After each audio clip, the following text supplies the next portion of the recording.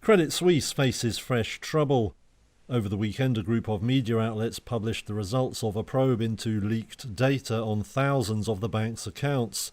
The records go back to the 1940s. Among the allegations are that the bank's clients included human rights abusers and businessmen who were under sanctions. The leaked data was first given to Germany's Süddeutsche Zeitung newspaper. It shared it with other news organisations including the New York Times, Britain's Guardian newspaper and France's Le Monde. Credit Suisse has rejected all allegations of wrongdoing. It says the matters presented are largely historical or based on partial and selective information. The bank says about 90% of the accounts in question are closed or were already being closed before it was contacted by the news organisations.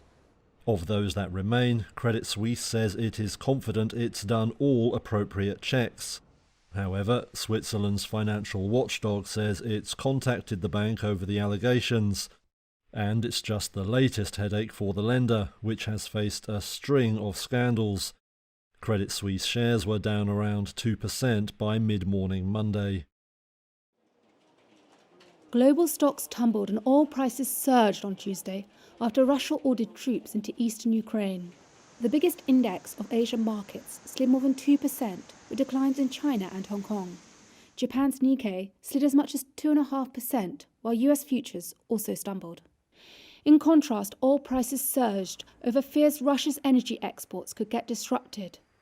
Brent crude futures rose 2% to more than $97 a barrel, touching a new 7-year high.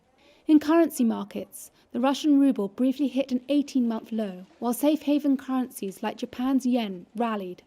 Meanwhile, Russian stocks plummeted in turbulent trading on Monday, falling by more than 10% to their lowest level since November 2020.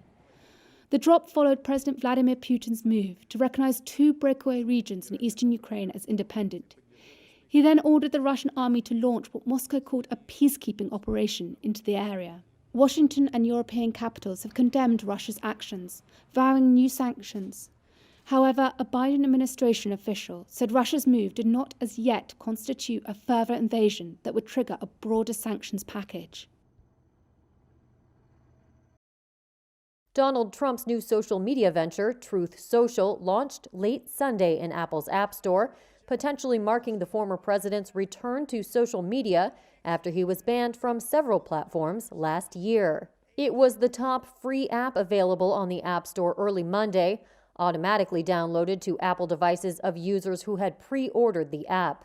Many users reported either having trouble registering for an account or were greeted with the message, quote, "Due to massive demand, we have placed you on our wait list."